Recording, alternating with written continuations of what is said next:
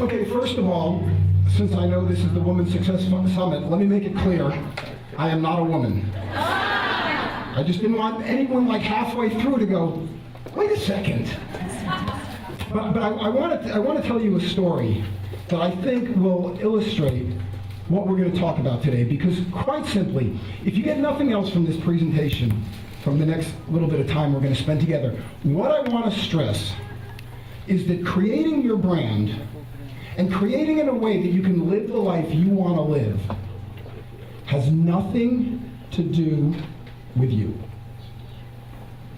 So it was 1999, and I was on top of the world. Things were going great. Our agency was doing fantastic. We had great clients, we had great business, and I had just published my first book. It was called Brain Darts, and it was a 10-year retrospective of our work. And the publisher actually arranged for me to get a book signing event at a big design conference. So I was thrilled. I went up to Chicago, my family came with me, and I was going to do this book signing for all of these designers. Nothing could have been better than that. The morning of the book signing, being a little bit anal and meticulous, I got up early and I went downstairs and I set my table up and I got all my books the way I wanted them. And because I was going to sign so many books, and I like my Sharpies to be really sharp, I had a big array of Sharpies and I had them all lined up. You know, I'm not OCD because the letters are out of order. I would be CDO. So I had all my pens and everything completely lined up. And then went about my business, went to breakfast with my family, went to some of the conference, and when the book signing was supposed to start, I went down to where it was going to be, and here's what I found. Just like when you came into here, if the book signing was in this room, there was a line of people going out the hallway and going all the way down the hallway, all these people standing there lined up, talking about they were going to get the book, they were going to get the book, they were going to get the book. Well, that was pretty great. And what was better was I was with my 6-year-old daughter. And so Allie was walking with me, and so Allie says to me, Daddy, are all these people going to get your book? And you know, I didn't want to be quite as egotistical I was feeling. Well, sweetie, I think, yeah, you know, probably. And then we go into the room, and the line goes into the room. And, you know, they have all the booths set up, and the line snakes around the booths. Now, I have to tell you that next to my booth was a booth for a guy by the name of Steph Sagmeister. Now, I don't know if you know Steph, but in 1999, 2000, Steph was the it designer. Like Hollywood has the it girl and the it boy. Steph was the it designer. He's this really tall, really handsome German guy, of course dresses in all black. And because he's German, his English is obviously better than mine. Although he kept enough accent to be charming. Which is a trick that we've learned in this community, right? If you come from a Spanish-speaking country, you speak English beautifully, but you just throw in those couple things so people know. And I know some of you resemble that remark, I know that. And that's what Steph did. So, I mean, this guy was like perfect, so I'm thinking, wow, Steph has a book signing, I have a book signing, he is the designer, I'm kind of like almost the designer, you know? So we go in and we go to the booth, and guess what? All of those people, every single one of them that were lined up, yeah, you got it. They were lined up at Steph's booth. I just got goosebumps. This was possibly, until my dad died, this was the worst day of my life. Because I'm standing there with my daughter, and all these people are lined up, and there's not one person in line for my book. But it gets worse. Because I sat down behind the booth, and you know, without even trying, you make eye contact with people, and they gave me that look. In Miami, you'll understand it. They gave me that, ay, pero pobrecito look. You know? They gave me that sympathetic, you poor son of a bitch look. They did not feel bad enough to get in line and buy my book, probably. I didn't think it could get any worse. I was wrong. You know when someone says to you, oh my God, I had the worst day, it can't get worse than this? That is not a challenge you want to give the universe, okay? So I didn't think it could get any worse, but it did, because at exactly that moment, my beautiful 6-year-old daughter, Allie, decides to take business into her own hands. She goes under the table, comes up on the other side, and went up to people in line and go, hey, why don't you buy my dad's book? It's really good. Now, they're patting her on the head. They're giving me a combination of the Pobrecito look with, okay, could you get this little girl away from me, please? It was truly the worst day of my life. But something happened while I was standing there. I had a bit of a breakthrough. And I decided that this was never going to happen again. But deciding that is not enough. We've all had that feeling. But that's not enough. You got to figure out why.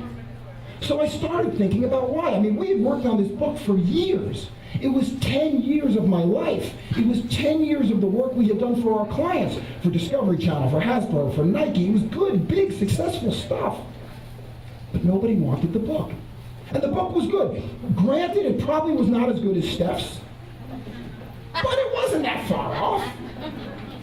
It dawned on me that day, something I learned, and I have never forgotten. And as you look to build your brand and build your life and have work and play and fun and put all this together, here's what you need to know. They do not buy what you do. They buy who you are. Thank you.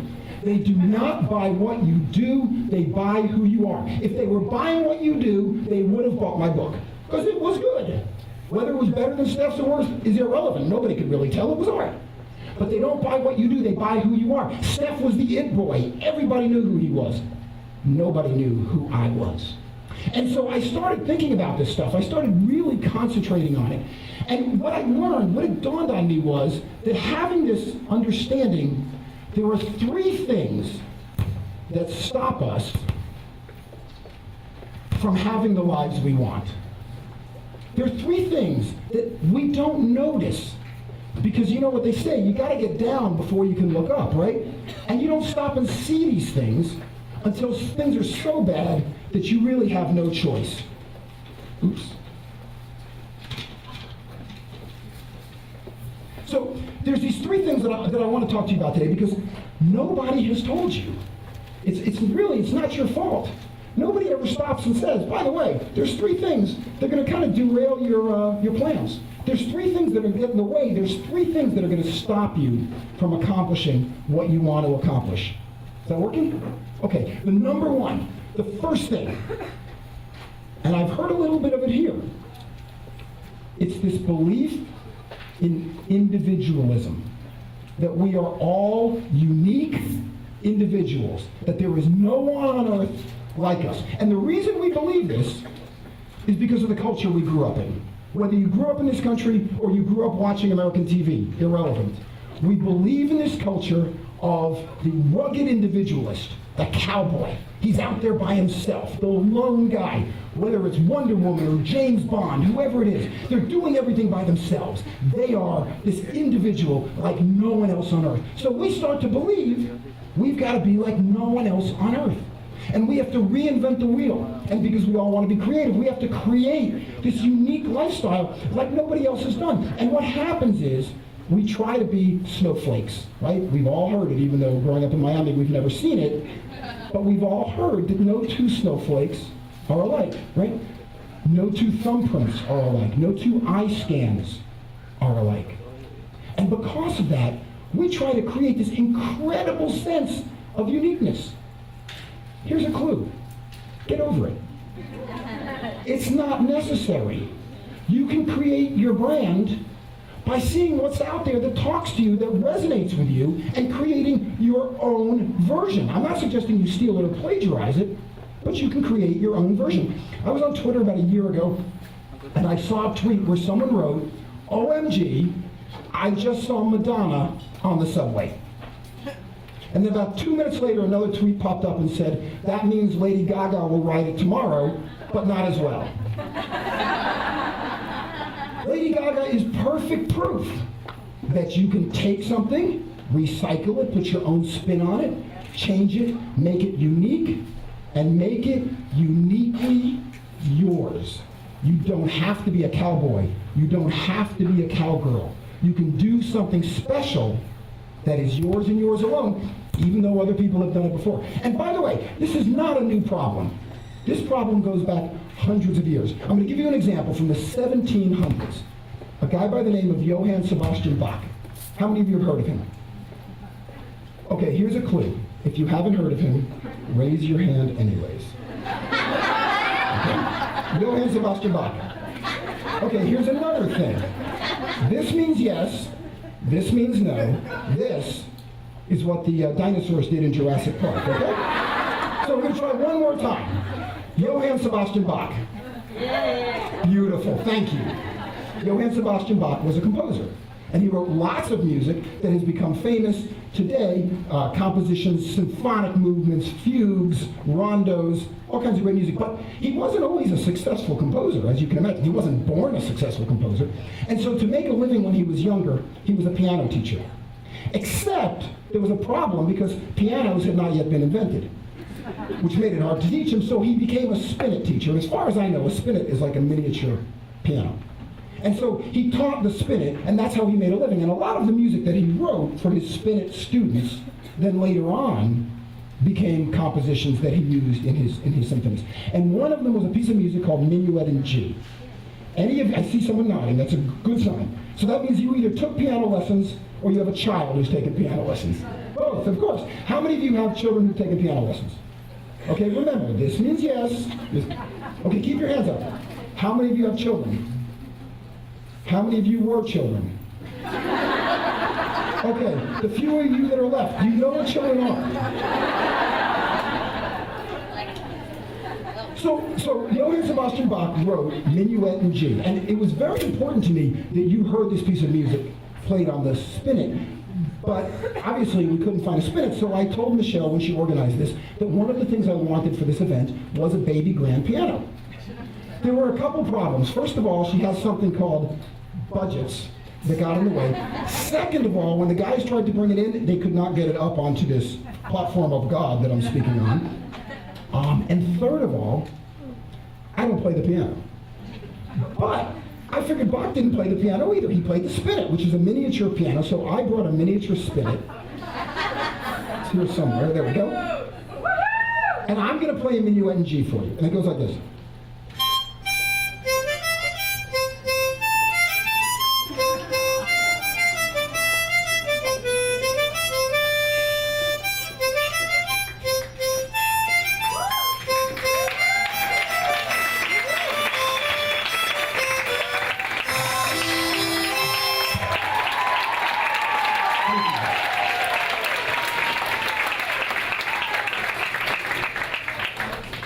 Now, I have to tell you, every time I play the harmonica and people applaud, I just wish my wife and my daughter were here.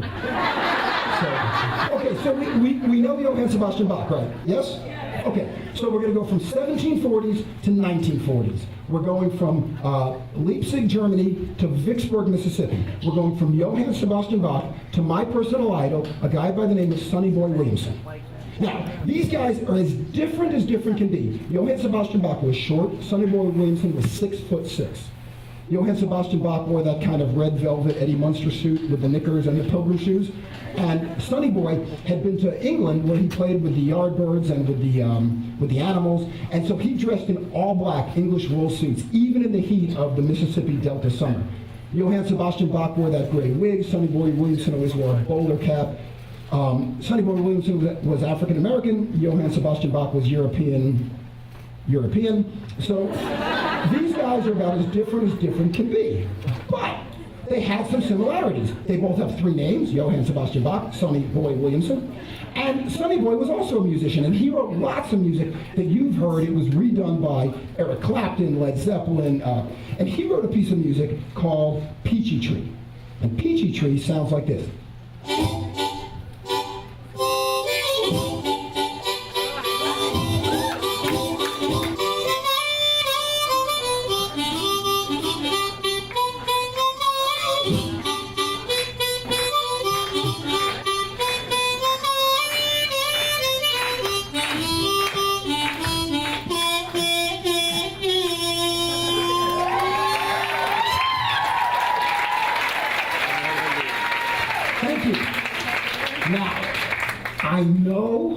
what you're asking. Why the hell is he doing this? What you're asking is, well, what does this have to do with what you're talking about? Both of those guys are as different can be, yes? Both of those pieces of music, about as different as they can be, right? They both use exactly the same 7 notes. And if you remember from The Sound of Music, do, re, mi, fa, sol, la, ti. Yes, there's do, but that's an octave. Do, do, do. It's the same note, just 8 steps apart. Every piece of Western music ever written uses the same 7 notes. And so when you try to figure out, how do you create this life where you can have fun and you can play and you can get up on stage and play harmonica? I mean, I do it all the time. Remember, everybody has the same desires. When I was going to first do that, someone said to me, you know, you should play the harmonica and you speak at these conferences. You ought to play when you speak. I thought, oh no, I couldn't do that. It's not professional. It's going to be stupid. I'm going to look like an idiot. Right? Because my 6-year-old self is saying, oh no, don't do that, don't do that. But then someone showed me an article that they questioned and surveyed CEOs on if you could do anything in the world, and these are the folks that are making, you know, the 1%, as the last election called them. These are the folks that are making that kind of money and flying in jets and doing all that stuff that we kind of aspire to, right? And they said, what's the #1 thing in the world you want to do in life? And almost to a person, but certainly unanimously, they said, be a rock star. So I read that and I thought, okay, I can't be a rock star, but I can certainly get up and play the harmonica. And what I found was everybody else wants to do it too. No, they don't necessarily play harmonica, but somebody plays guitar, somebody likes to sing, someone likes to dance, someone likes to do something else. But we're all afraid to do it. And yet, did any of you think, when I started to play harmonica, oh, I can't listen to this guy anymore? We hold ourselves back because we think we have to be this unique individual when in fact, everybody wants to be a rock star. So what are you stopping yourself for? When are you going to do it? On your deathbed? Afterwards? Why don't you just do it now? And whatever it is that you do that's unique, people are going to remember. And a couple days from now, if you remember anything about what I talked about, you're going to say, you know, that tall, goofy guy who played the harmonica. Which is not really my message, is it? But the brand grows and the brand builds. So the first thing that we have to get over is individualism, okay? Number 2, competency. You can tell by the way I played harmonica that I'm not worried about competency. You don't have to be an expert at the things you do. Because remember, people don't buy what you do, they buy who you are. You don't have to be an expert. Maybe if you're a heart surgeon, you should be an expert. How many of y'all are heart surgeons? Okay, neurosurgeons? Okay. Other than that, you know what? It's not that important. You got to be good at what you do. You should hopefully be as good as you can be and work on it all the time. But don't wait until it's perfect, because if you wait, you're never going to get there. Sting said it. He said the search for perfection is all very well, but to look for heaven is to live in hell. So stop worrying about how good you are, what it is you do. You know what? You're better than you were yesterday, and you're not as good as you're going to be tomorrow. Unless you don't do it at all. In which case, you're not going to get any better. I want to give you an example. So if this technology works, I will show it to you.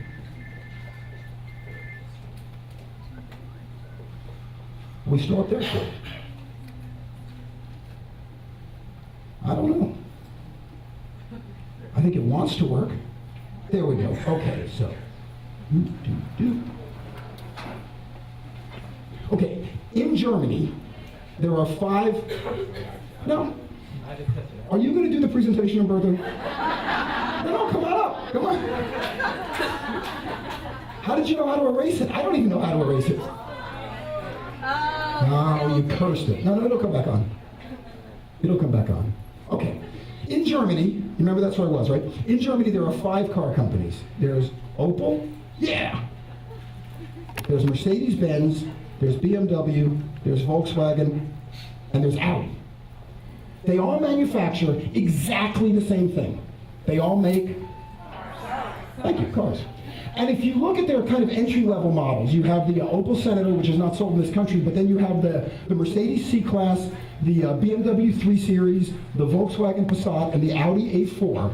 They are all within 1 inch of each other in height, in length, in wheelbase, in width. They weigh the same. They kind of look the same. If you get them in sort of that pewter metallic-ish color, they look the same.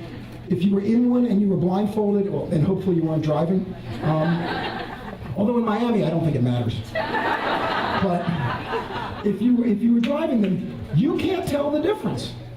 But the car companies need you to tell the difference, right? Because otherwise, why would you buy one or the other? So right on the front, between the headlights, they have these logos, and they're done with circles like this. Opel's logo is a lightning bolt. It looks like that. Mercedes-Benz logo is a peace sign. You've all seen it. BMW, the ultimate driving machine, is a cross. But here's the fascinating thing. Opel divides their circle into halves. Mercedes-Benz divides their circle into thirds, and BMW, the ultimate driving machine, divides their circles into quarters, which doesn't seem to me that ultimate to me. Volkswagen did not divide their circle into fifths. But what they did do was take the Mercedes-Benz logo and turn it over. Then they removed the vertical and they added a W. And then the guys from Audi came along. They didn't know what the hell to do. They said the heck with it. They just took the other guy's circles.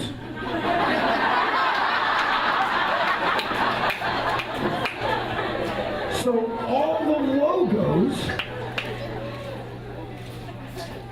the logos are exactly the same, aren't they? And yet the cars stand for very, very different things. So what does, just yell it out, what does a Mercedes-Benz stand for? Okay, I heard luxury, good.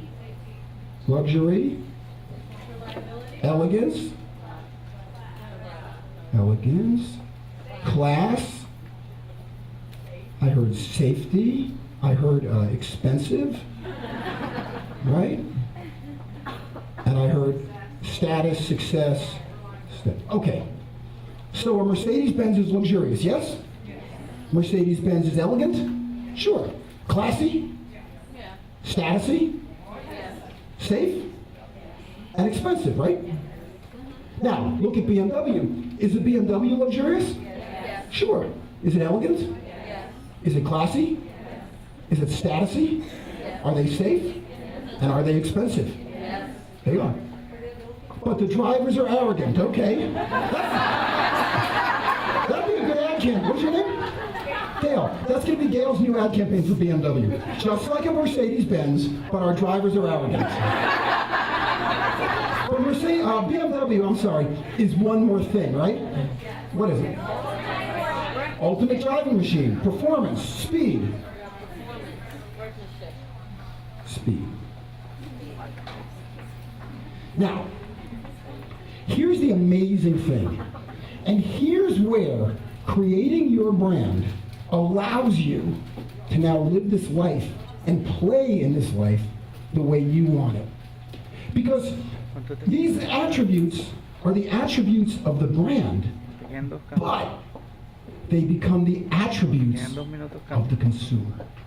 So a Mercedes-Benz driver is affluent, is conservative and safety conscious, is statusy, is classy, is elegant, and has a luxurious lifestyle, right? And a BMW driver is all those things, but tends to be not only arrogant, but a little younger, a little hipper. Demographers call people who drive BMWs PDBs, which ironically does not stand for people driving BMWs. It stands for people dressed in black. Because, you know, when you go to South Beach, all the cool people are dressed from head to toe in black and they're voguing, right? I'm a recovering blackaholic, by the way. This is Navy. It's like methadone, you know? I'm not taking the heroin anymore, but it gets me close. So the attributes of the brand become the attributes of the consumer. We used to say, you are what you eat. We now say, you are what you consume. So as you build this brand, as you build this lifestyle, you want to create something that your clients can use to tell the world who they are. Here's proof. Because of technology, everything in the world gets smaller and smaller as they are developed. If you look at phones, remember the first cell phone you ever saw? Right, no, it wasn't the brick, it was that box. It was a suitcase, right. And it had a curly cord and it had the phone. Why they didn't invent the rolling luggage that we all have at the same time, then you could have like talked on the phone, right? Now, the first phone you ever bought, or your friends bought, or someone you knew that you actually saw a normal person have, was called the brick. Remember that one? It was about that big. If you watch Miami Vice, they use them all the time. They think they're cool. And then they had the mini brick, and then they got smaller and smaller and smaller. The razor, the sliver. Razor was so small it had no vowels. It was RZR. Sliver was so small it was SLVR because they couldn't fit the I and the E in there. And think about cameras. You remember cameras when they were invented right after the Civil War? Go west, young man. The wagons that they went west with, that was the camera.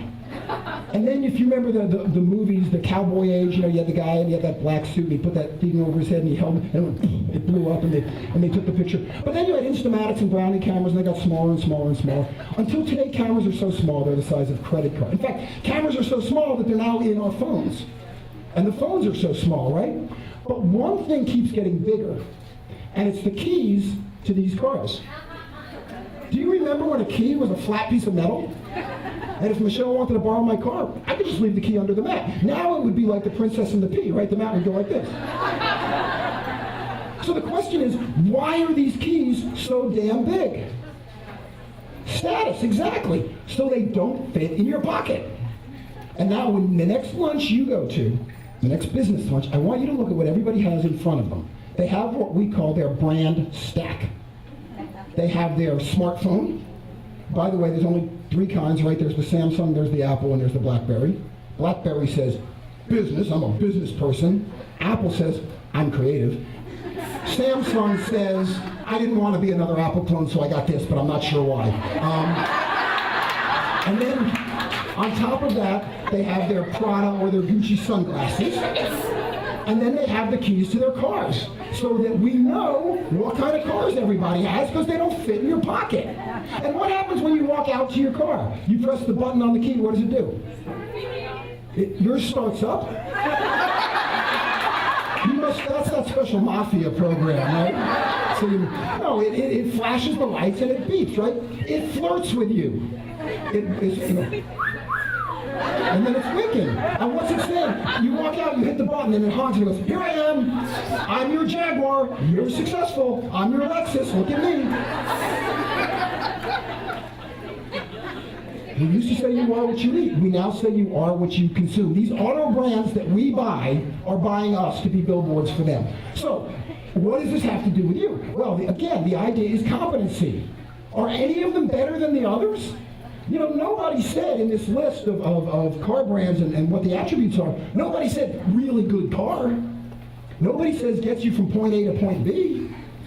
By the way, this is the point in the presentation where somebody puts up their hand, and I call on them. I don't want to point at anybody because no one's doing it yet.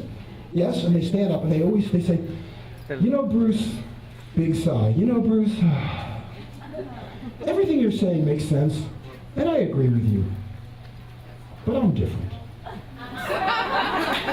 All your tips are great for all those other people, but my business is so unique.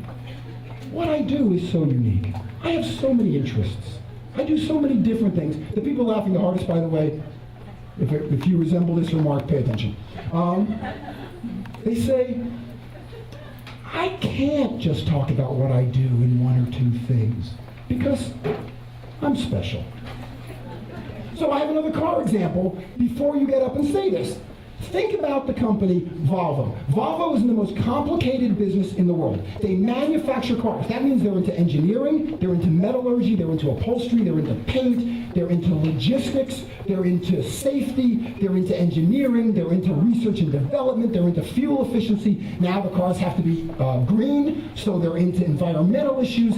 They sell all over the world, so they deal with 147 countries, probably in 45 or 50 languages. They deal with all the different currencies, so they have to be able to trade money. Then think about going into your Volvo dealership. They sell product, but they sell new product and used product. Plus, they buy product back and sell it again. You ever go into Nordstrom's and say, you know what, I don't like this tie, will you buy it back from me?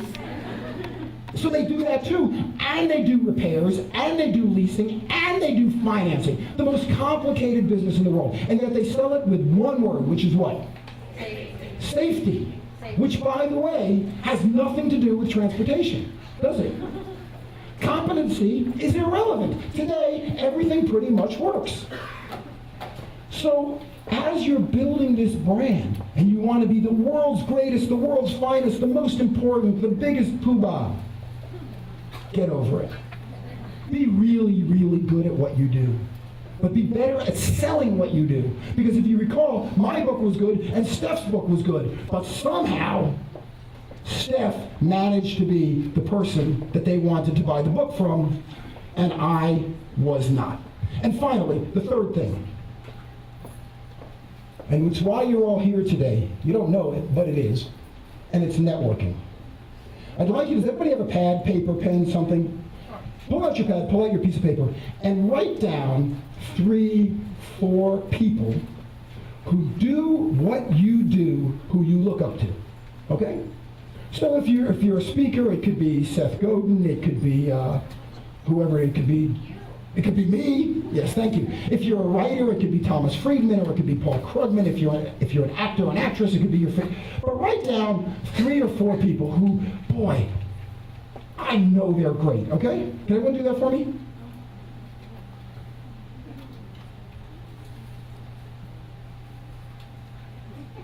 Now, right above those names, I want you to write what I just said. I know they're great. I know they're great. Because if you wanted to be a singer and you wrote down Adele, well, you know she's great, right? If you want to be a newspaper columnist and you wrote down Thomas Friedman, well, yeah, you know he's great. If you want to be a comedian and you wrote down Jon Stewart, you know he's great. So I want you to write, I know he's great. Okay? Have we all done that? Now, here's the next thing I want you to do.